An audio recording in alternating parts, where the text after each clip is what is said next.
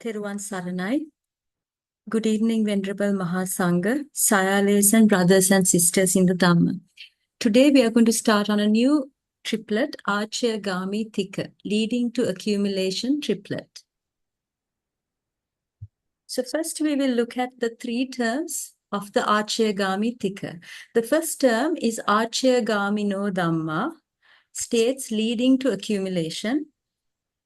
Next is Apacayagāmino dhammā, states leading to dispersion. And finally, we have neva ācayagāmi na Apacayagāmino dhammā, states which neither lead to accumulation nor dispersion. So first, let's see what is meant by ācayagāmi. Now, this is the description that is given in the Atthasālinī, the commentary to the Dhammasaṅgaṇī. And leading to accumulation, what is referred to here is that which is accumulated by kamma and corruptions, kamma and kilesas. So it is the name for the process of rebirth and death. So leading to accumulation is whatever causes that would lead to this circle or this round of rebirth. So in other words, it is with reference to the sāsava kusala, the co-intoxicant wholesome states, as well as the akusala, unwholesome states. So basically the lokiya or the mundane, wholesome, as well as the unwholesome states are what gives rise to this round of birth and death. And the simile given here is that of a bricklayer. So what does the bricklayer do? He takes the bricks, arranges them in an orderly manner, layer by layer, to build a wall. Similarly, these kamma and these corruptions, they result in accumulation of a series of births and deaths, the round of rebirth. We now come to the Nikkaya pakaraṇa, the summary section, description of ācayagāmino dhammā, states leading to accumulation. Katame dhammā ācayagāmino, which are the states leading to accumulation? Sāsava kusala dhammā. Sāsava means co-intoxicant. Kusala. Here the word kusala and akusala have been combined to form the word kusala. The wholesome and unwholesome co-intoxicant states, taking effect in kāmāvacara, the sense sphere, rūpāvacara, fine material sphere, and arūpāvacara, immaterial sphere. The aggregates of feeling, perception, mental formations, and consciousness. Ime dhamma ācayagāmino. These are the states leading to accumulation. So basically, in a nutshell, what it means is everything that is all the mundane, wholesome, and unwholesome states. So the kāmāvacara, rūpāvacara, arūpāvacara wholesome states, as well as the unwholesome states, these are what leads to accumulation. This is the Atthakatha khandha, the commentary chapter description of ācayagāmino dhammā. Katame dhammā ācayagāmino, which are the states leading to accumulation. Tisu bhumisu kusalang, akusalang, the wholesome states of the three planes of existence, unwholesome states. So the wholesome states of the three planes would be the kāmāvacara, rūpāvacara, and arūpāvacara. Ime dhammā ācayagāmino. These are the states leading to accumulation. So putting it all together, the analytical states that we get for ācayagāmino dhammā are the 17 mundane wholesome consciousness, the kusala. So these are the 8 kāmāvacara, the 5 rūpāvacara, and the 4 arūpāvacara kusala. And we get the 12 unwholesome consciousness, and together with these, 52 mental factors. We now come to the second term, Apacayagāmino dhammā, states leading to dispersion. This is basically the entire opposite of ācayagāmino dhammā. So under ācayagāmino dhammā, we described it as a bricklayer who lays bricks layer by layer to build a wall. Now here the simile given is the opposite of it. It's like a man who goes and destroys this wall that has been laid by the mason.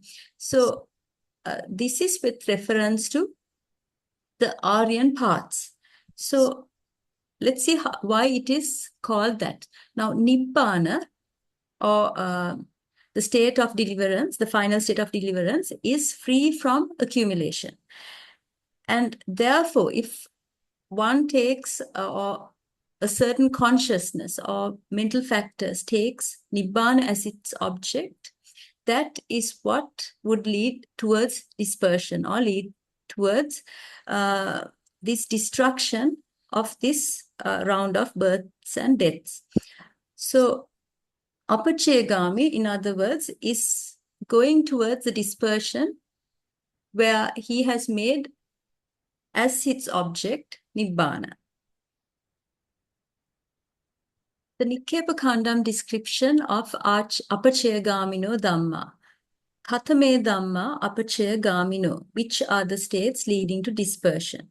Chattaro Magga Apariyapanna, the four paths that are unincluded. Ime Dhamma Apacayagāmino, these are the states leading to dispersion. So here, Chattaro Magga Apariyapanna, the unincluded four paths are the four Magga. So the Magga Chitta and the respective Cetasika that arises together with them. So in contrast to ācayagāmino Dhamma, here it is the exact opposite of it. So that is how we need to understand whatever leads to Nibbana, that is what is called Apacayagāmino Dhamma. So the Atthasālinī, the commentary chapter, gives the exact same description because there is nothing further that requires to be clarified here. So which are the states leading to dispersion? The four parts that are unincluded. Chattaro Magga Apariyapanna. And these are the states leading to dispersion. Ime Dhamma Apacayagāmino. So the analytical states that we get under Apacayagāmino Dhamma, states leading to dispersion, are the four Magga Chitta, the four supramundane path consciousness, and the 36 Cetasika, mental factors. We now come to the third term, neva ācayagāmi na Apacayagāmino Dhamma, states which neither lead to accumulation nor dispersion.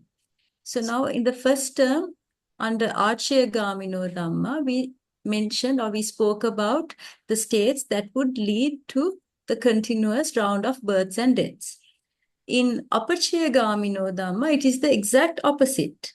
So whatever that leads to Nibbana or whatever that destroys this accumulation or this continuous round of births and deaths.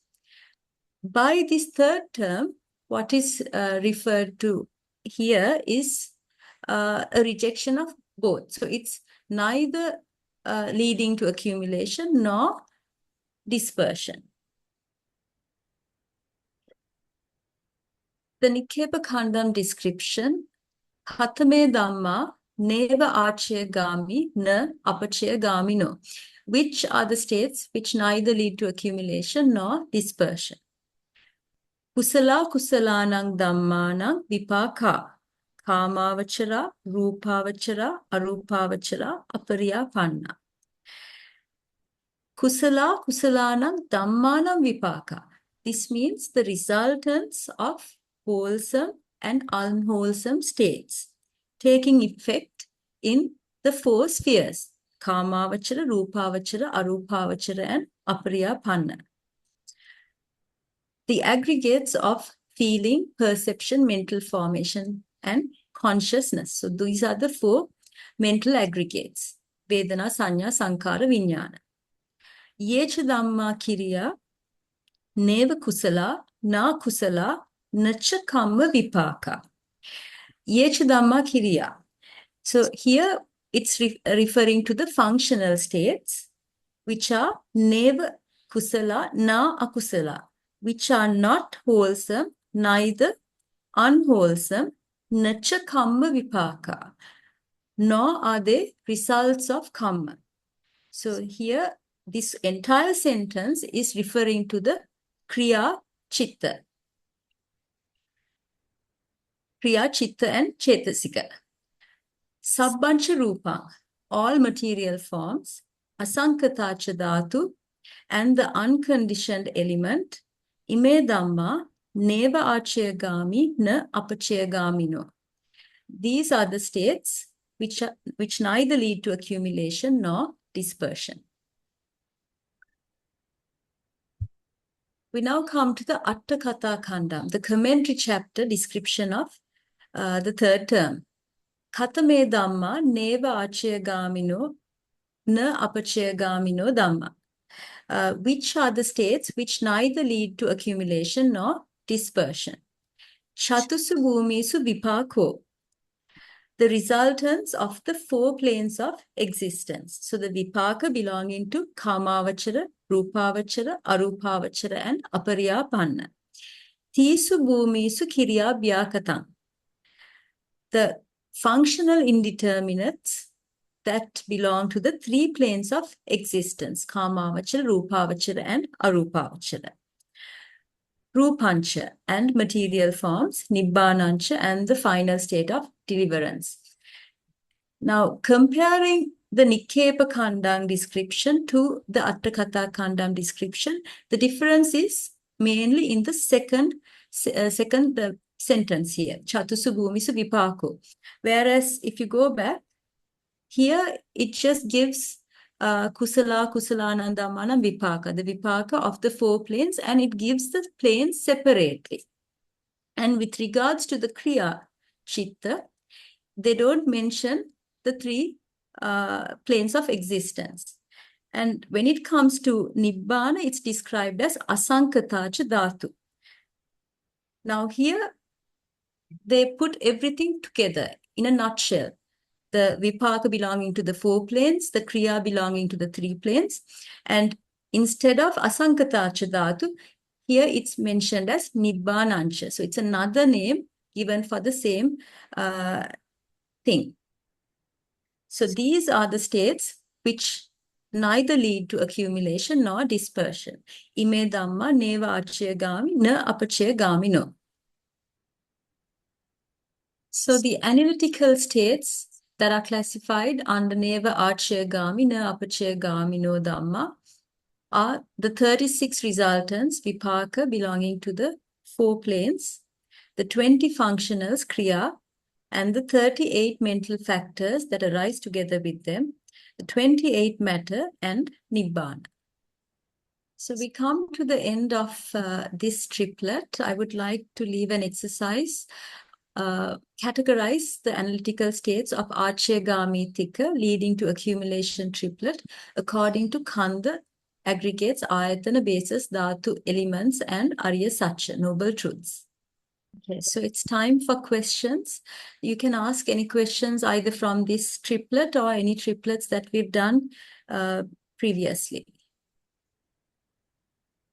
So we had a few questions sent to my email.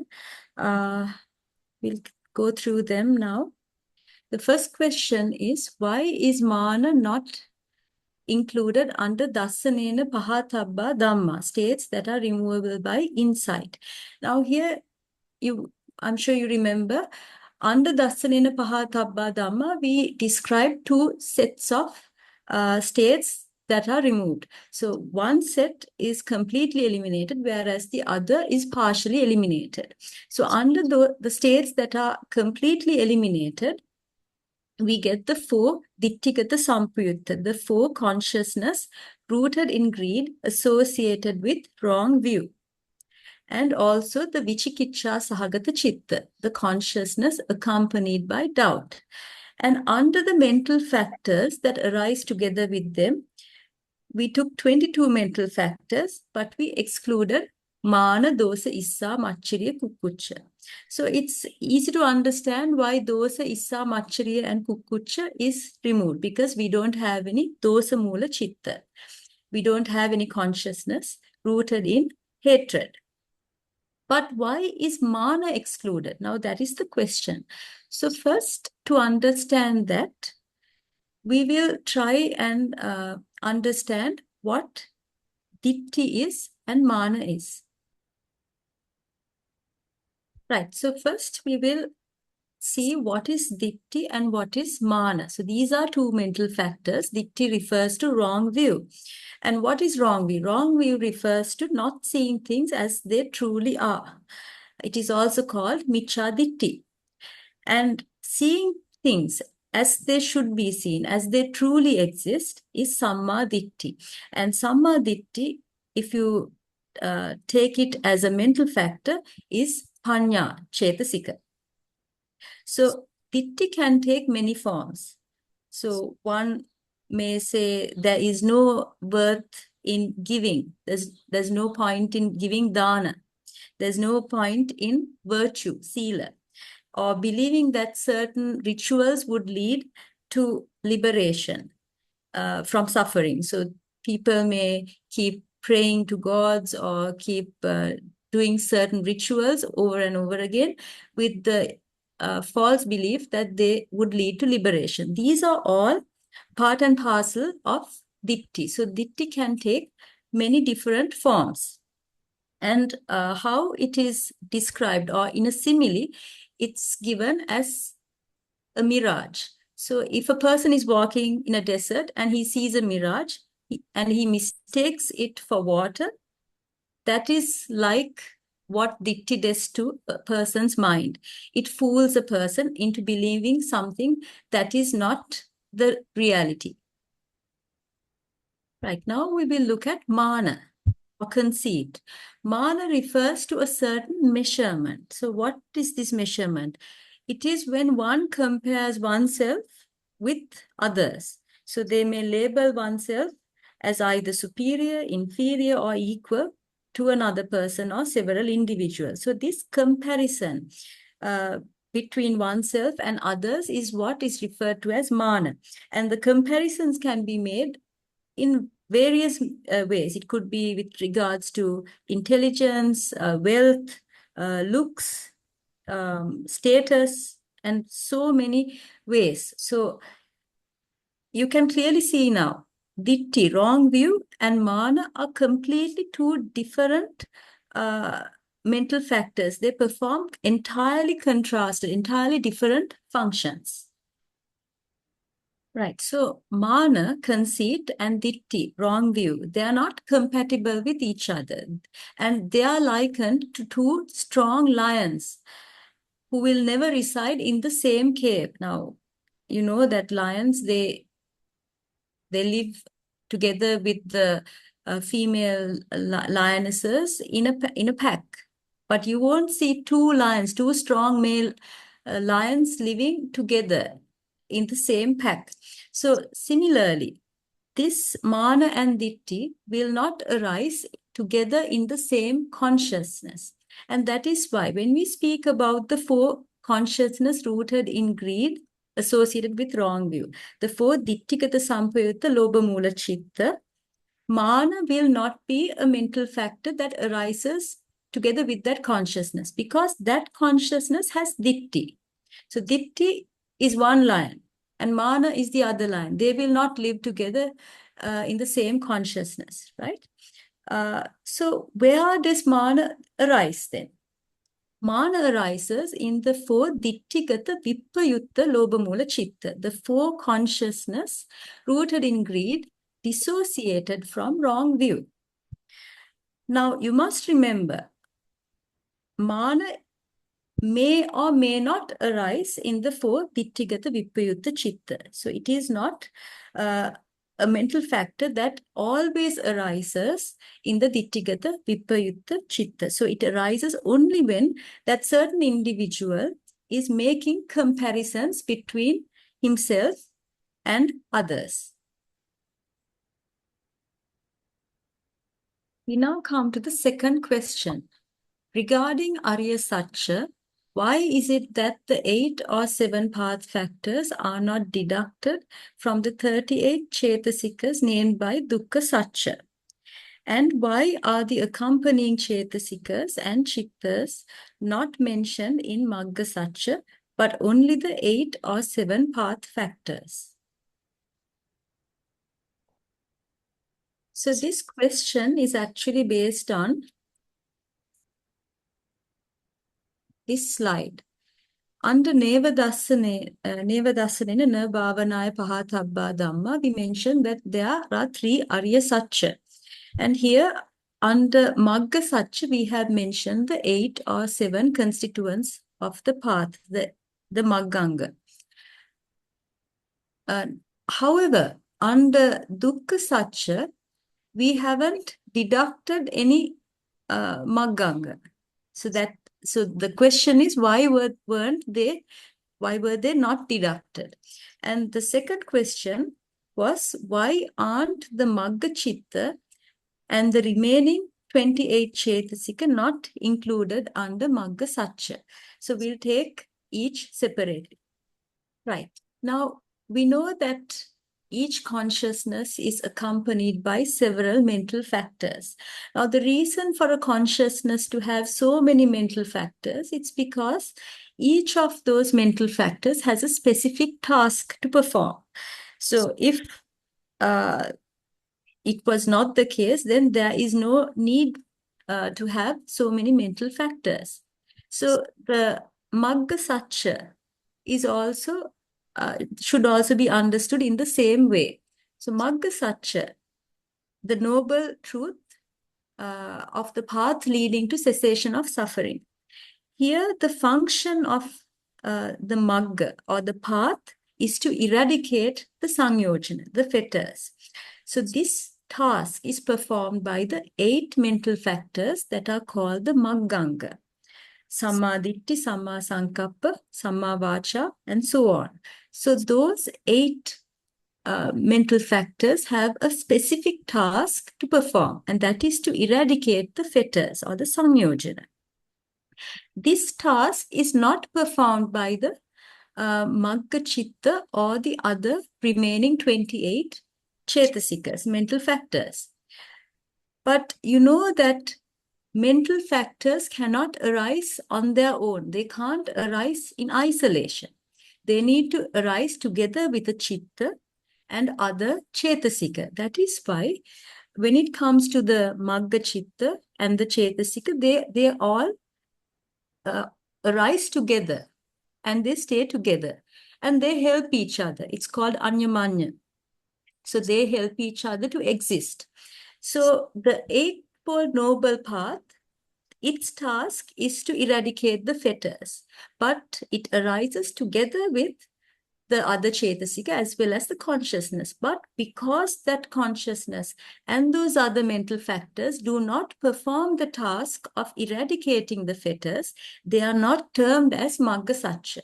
For this reason, because we can't classify them under any of the 4 ariya saccas, we leave them as outside the scope of the noble truths. So we leave them aside for that reason. We now come to the next question. Why aren't these 8 path factors not deducted from the Dukkha Sacca? So to understand that, first we'll look at the 8 path factors. Right view, Samma Ditti. In other words, it is the Panya Cetasika, Panya mental factor. Right speech is Samma Sankappa. It is Vitakka or initial application. Right action, right livelihood. Sorry, right speech, right action, and right livelihood. Samma Vacha, Samma Ajiva, and Samma Kammanta. These are the 3 abstinences. Right effort, Samma Vayama, is Virya. Right mindfulness is Sati. And right concentration is Samadhi, Samma Samadhi. And as a mental factor, it is Ekaggata. Now, these mental factors, these 8 mental factors are not exclusively occurring in supramundane consciousness only. You find these 8 consciousness also occurring in mundane consciousness. But the difference here is the function that it performs. Now, when it comes to, let's take for instance, sammaditthi or panya. Panya cetasika can be found in the 4 mahakusala with wisdom. So the jnana sampayukta kusala chitta, those 4 chitta has got panya arising together with them. All rupavachara kusala vipaka kriya, all arupavachara kusala vipaka kriya have got panya associated with them. However, that panya does not perform the task of eradicating saṅyojana. It has a different task. So for this reason, although these mental factors arise together with mundane consciousness, they don't perform the same function that the path factors perform when it is associated with the magga or the path consciousness. The other difference is it is only in the path consciousness and the fruition consciousness. It's only in the supramundane chittas that you find all 8 of these path factors arising together. Whereas when it comes to the mundane chittas, you don't get all 8 arising together. You may get either 5 or 6, but not more than that. So, because it's a specific function that these 8 path factors perform, and that is unique to the magga chitta, we don't deduct these from the dukkha sacca, because those 8 cetasikas perform completely different tasks. So for that reason, we will not deduct them from the dukkha sacca.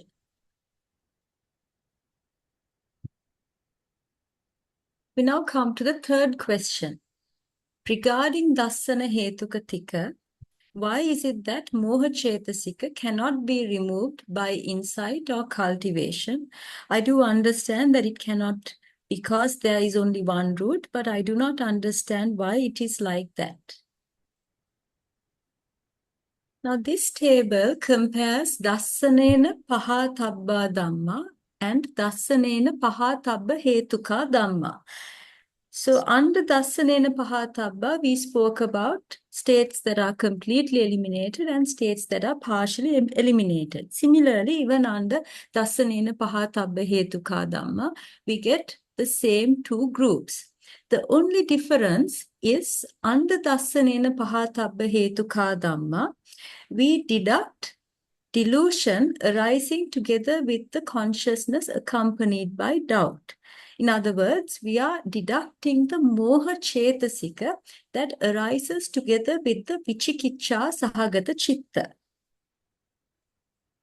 Right. So, under dassanena pahatabba dhamma, here what we are talking about is what is eliminated by the path of the stream winner, the stream enterer. So here the path eliminates 3 fetters, sakkaya ditthi, vicikicca, and silabbata paramasa. But when it eliminates those fetters, because these fetters do not exist in isolation, they exist together with another consciousness as well as other accompanying mental factors.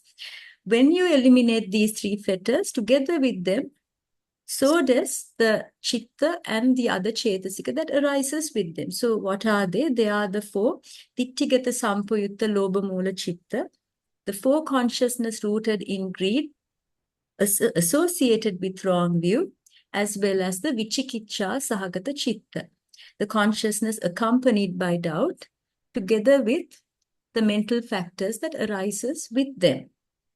However, what about moha? Isn't moha eliminated, or isn't moha eradicated by this path?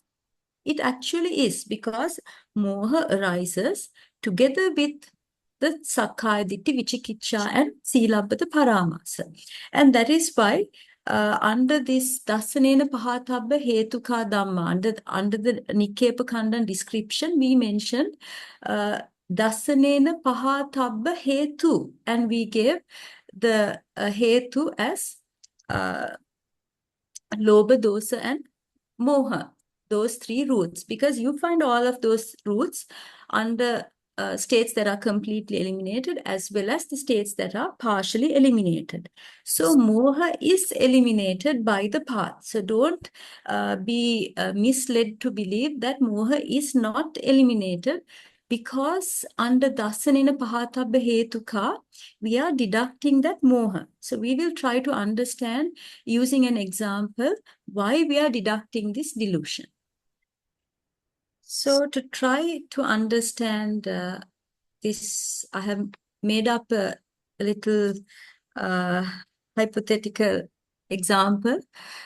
Right, so we have grade 8, we have two classes in grade 8, grade 8A and grade 8B. And each has 5 students, and these 5 are friends. Okay, so grade 8A has 2 prefects in their class. Grade 8B, they are also, all of them are friends, and they have 1 prefect in their class. So all of these students have been promoted to grade 9. So none of them have failed the exam. They all have passed the exam. Now, if I ask you a question, who in this grade has a prefect friend promoted to grade 9? How will you answer this question? Right, so let's look at the first group, grade 8A. Now, all of them are promoted to grade 9. Now, who in this grade has a prefect friend promoted to grade 9? A has 2 friends who are prefects. B has 2 friends who are prefects. C has 2 friends who are prefects. And this orange prefect, he has this light green prefect as a friend. The light green prefect has this orange prefect as a friend. So all 5 of them have prefect friends promoted to grade 9. Now let's go to grade 8B. Q has 1 prefect friend. R has 1 prefect friend.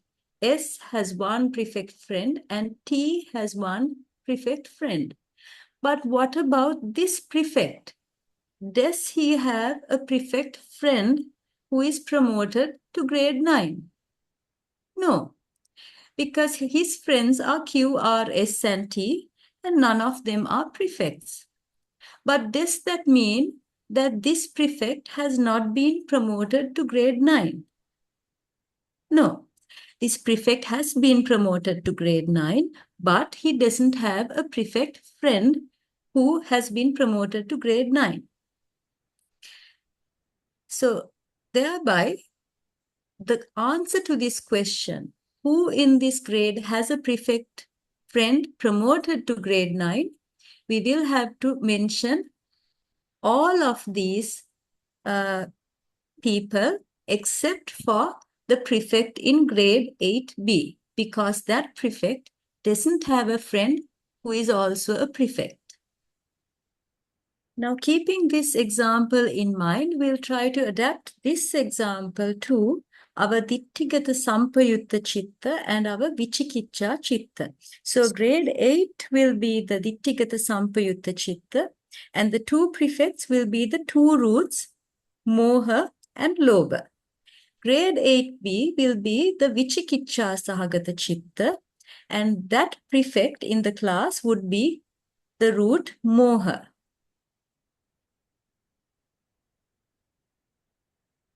So the answer to the question that we asked, who in this grade has a prefect friend promoted to grade 9, the answer will be the 9 students in grade 8A and 8B, except for the prefect in grade 8B. Now the same thing we have adapted to the vichikicca, the ditthigata sampayutta chitta and the vichikicca chitta. and the prefix in 8a became moha and lobha roots. And 8b, the prefix is moha. So now all of these states are removable by insight. They are all dasanena pahatabba dhamma. Now we are going to ask the question, out of these states, which are the states that have roots removable by insight? So in other words, what are the dasanena pahatabba hetuka dhamma? Let's first take the ditthigata sampayutta chitta. Now here I haven't individually written down all the cetasika, but I've just put two bubbles here as cetasika. So if you take the ditthigata sampayutta chitta, it is associated with two roots, moha and lobha. If you take the other cetasika, they are also associated with two roots that are removable by insight. So if you ask the question, which are the states having roots removable by insight? The answer is, if you take the ditthigata sampayutta chitta and cetasika, all of them, because there are two roots there. So if you take moha, moha has another root, lobha, that is removable by insight. Lobha has another root, which is moha, that is removable by insight. But when we come to the the vicikiccha chitta, the consciousness accompanied by doubt, that is different because it has only one root, it has only moha. So if you take the vicikiccha chitta, it is associated with one root, moha. The remaining cetasikas are associated with moha, one root. But that moha cetasika, that particular root, is not associated with another root that is removable by insight. So although moha is eliminated by this dasana, by this the path of the stream enterer, when you ask the question, which are the states having roots removable by insight, you can't say that moha has a root that is removable by insight. So this is why we remove moha from this term. It doesn't mean that moha is not removed by insight. Moha is removed by insight, but moha doesn't have another root that is removable by insight. So it's simply a way of analyzing it, a different way of analyzing it. It doesn't mean that moha is not eliminated, right? So don't get mixed up with it. This is just another way of analyzing the dhammas that were stated under dasanena pahatabba dhamma. This is just merely another way of analyzing those same states. So in our lesson last week, we spoke about dasana hetuka tika, and there we spoke about the hetu or the roots. So we spoke about lobha dosa moha, alobha adosa amoha. These 6 are called roots because they provide stability and support to the consciousness and mental factors that arises together with them. And for that reason, these roots, these hetu, are very important. They are very important components of these chitta cetasika dhamma. And for that very reason, if you look at the pakaraṇa pakaraṇa, that is the 7th book of the Abhidhamma, the first condition that it talks about is the hetu pacaya, the root condition. So here again, in dasana hetuka tika, what is being emphasized is this presence of roots, because roots are a very important component when it comes to these chitta cetasika dhammas.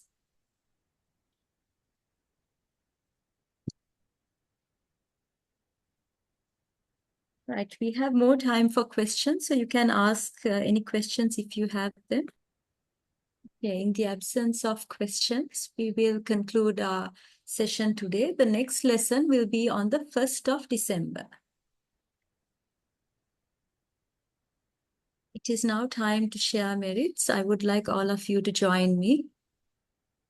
Akasattacha bhumata devananda mahindika punyasaminotika Chiranang rakanto sasanang Chiranang kanto sanang Chiranang rakanto mantalang idam Damenya sinang hotu sukhita Sukita hontu ontu nyatayo nyatayo idam Idamenya sinang hotu sukhita Sukita hontu ontu nyatayo nyatayo idam Idamenya sinang hotu sukhita Sukita hontu ontu nyatayo nyatayo imina Inna Buddha kammena Dhamma mamala samagam Satam tatam Sama Samohotu Yavam Vivana Patya idam me Dami punya Buddha asavakya Asavakya Uvang Hotu idam Idam me punya Punya Vimanasa Pasayo Hotu Bhikkhu Mama Buddha Bhanga Bhaga Sata Satana Ajemi Dhātu Sape Americana Bunya Bhaga Bhaka Labantu Labantu Buddha Sasana Titato Buddha Sasana Sira Titato Buddha Buddha Sasana Sasana Sira Titato Sadhu Sadhu Sadhu. Sadhu Sadhu. Thank you very much, Doctor. Sadhu, sadhu, sadhu. Thank you, thank you.